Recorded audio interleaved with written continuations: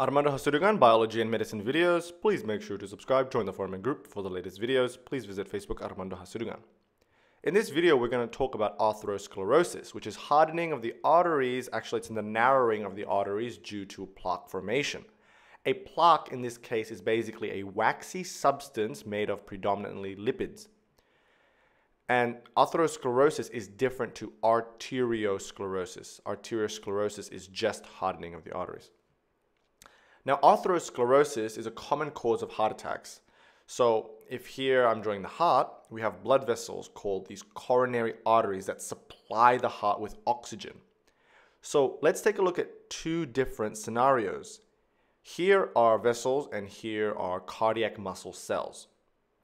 Normally, the vessels, the blood vessels, are carrying blood full of oxygen to the cardiac muscle cells, thus allowing the cardiac muscle cells to function normally, which means the heart will function normally.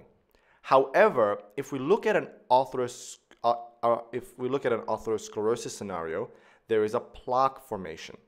Blood can't be delivered properly to the heart, or there is reduced blood flow to the heart. And as a consequence, the cardiac muscle cells are deprived of oxygen. Symptoms of atherosclerosis in the coronary arteries include vomiting, anxiety, angina, which is pain in the chest area, coughing, and feeling faint. So again, if the atherosclerosis in the coronary artery here is so severe, it can actually block everything. It can block the blood supply altogether, and we get ischemia of the cardiac muscle cells. And so as a consequence, these cells will die and you get a heart attack or heart failure. So atherosclerosis formation of the coronary arteries can lead to myocardial ischemia, but there can also be atherosclerosis formation in the carotid arteries. This can cause symptoms such as weakness, dysphagia, headache, facial numbness, and paralysis. And this is because the carotid arteries is the blood supply to your brain. So if you don't get any blood to your brain, you get stroke as well as these symptoms. Atherosclerotic plaque can cause peripheral vascular disease. Now, peripheral vascular disease is the reduced circulation of blood to a body part other than the brain or heart. So, for example, the liver or something else like your reproductive organs. And this is bad in every respect. In peripheral vascular disease, you can have hair loss, erectile dysfunction, and weakening of the associated area. Another important site where atherosclerosis can occur is the renal arteries. This can cause a reduction in appetite, swelling of the hands, and most importantly, it can trigger a renin release, which will significantly increase the blood pressure. Okay, so there were some common sites where atherosclerotic plaques can occur, but let's see how severe an atherosclerotic plaque can become. So here is the increase in severity. The first blood vessel here is normal with normal blood flow, as we can see. A plaque can form within the layer of the blood vessel. Firstly, it will be growing downwards, so pushing the vessel down. When more plaque forms, the plaque begins growing upwards, so it will actually narrow the blood vessel. If the plaque keeps growing, severity increases and the blood vessel really begins to narrow. The massive plaque at the end can actually then rupture, forming a thrombus, forming a clot, which will stop or impede blood flow.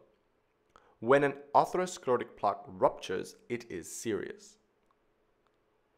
Now that we get the overall picture, let's look at the mechanism of plaque formation in a bit more detail. So let us zoom first into this blood vessel and look at its different layers and what they contain. So here is our endothelial cells, and here is the lumen where we have red blood cells, and also lipoproteins such as LDLs, which are low density lipoproteins. Surrounding the endothelium, we have the tunica intima and then the tunica media.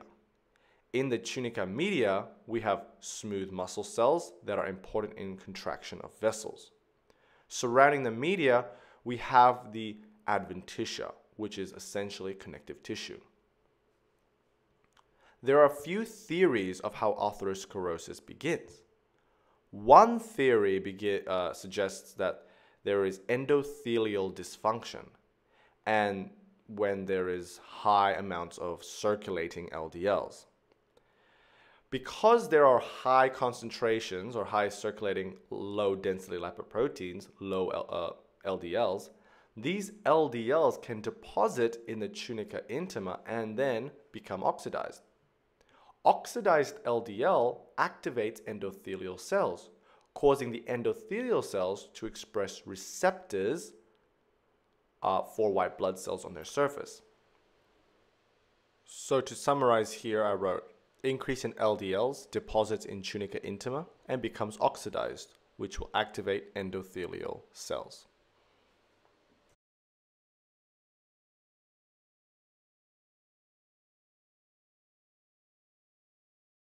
So here I'm drawing the same layers of the blood vessel, and we can see there is accumulation of oxidized LDLs, which will activate endothelial cells, which will begin expressing adhesion molecules for white blood cells. Adhesion of white blood cells, adhesion of blood leukocytes to activated endothelial cells will allow monocytes and T helper cells to move into the tunica intima layer of the blood vessel. When monocytes move into the tunica intima, they will become macrophages. And macrophages will then take up these oxidized LDLs and then become foam cells. The foam cells are key in atherosclerosis. Foam cells do many things, one of which is it promotes migration of smooth muscle cells, SMC, from the tunica media into the tunica intima, and also promotes smooth muscle cell proliferation.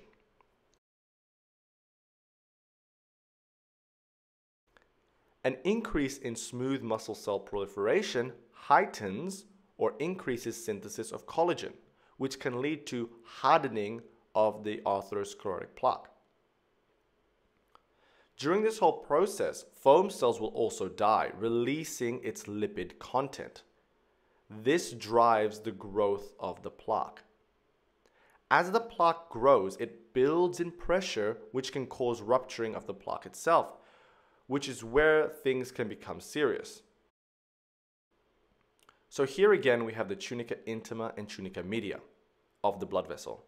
Here are the smooth muscle cells which have accumulated in the tunica intima layer, as well as collagen.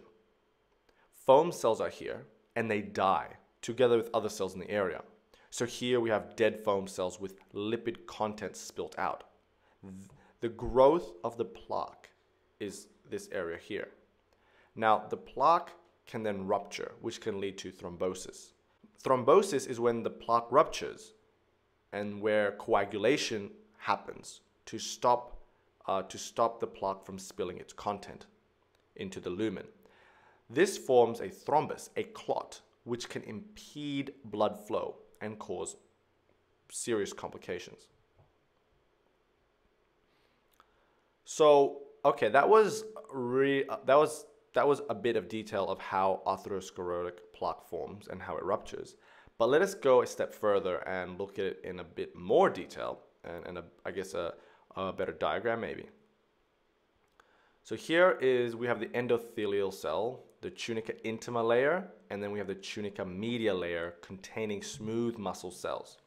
And here is our lumen, the inside of the blood vessel, where we can find red blood cells, and we can find circulating low density lipoproteins.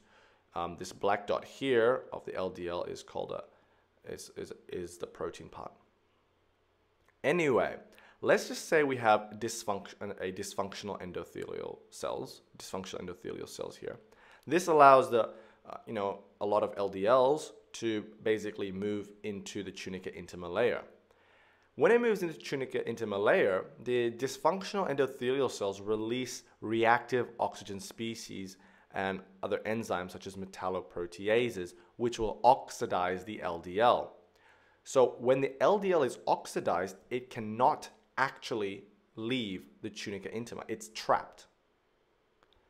Okay, the dysfunctional endothelium and the subsequently oxidized LDL triggers the endothelial cells to, remember, express adhesion molecules for white blood cells. So here we have a monocyte circulating around, it attaches to these receptors, and then it will move in.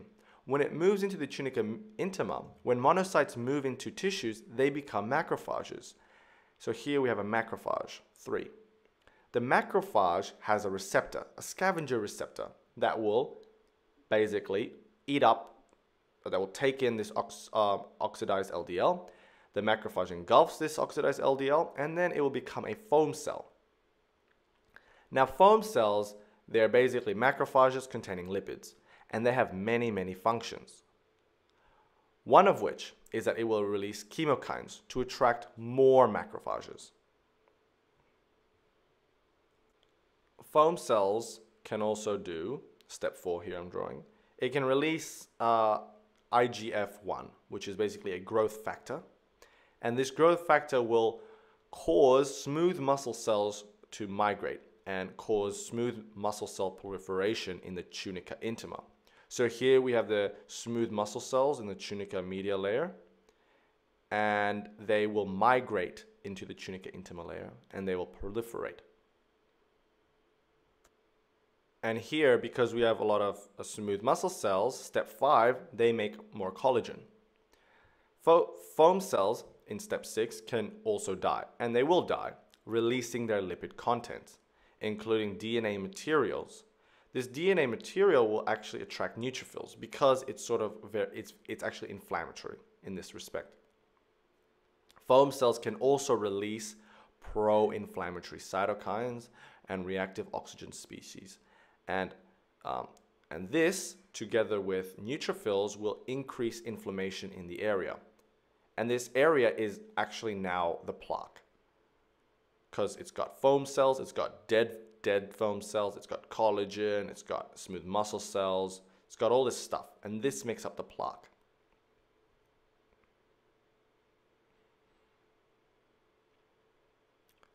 Another interesting thing that occurs is there is an increase in blood supply to the layer of the tunica intima, to the vessel. So if you didn't know, blood vessels have its own vessel supply, and these vessels are known as vasa vasorum. Anyways, these T cells also have a role in atherosclerosis. So these T cells, they can bind onto adhesion receptors which are expressed on endothelial cells. They then enter the area, they enter the plaque area.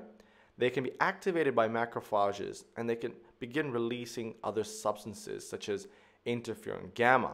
Interferon gamma essentially promotes inflammation, and it activates endothelial cells to attract more white blood cells and everything else. So this plaque essentially will just keep growing. It causes foam cells to die. There's increase in lipid content. There's inflammation, and then all this, as it grows, it can rupture, and this is when thrombosis occurs, rupturing.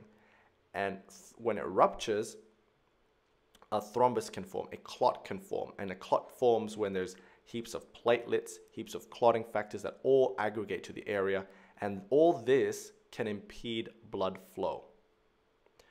So that was a video on atherosclerosis. I hope you enjoyed it. Thank you.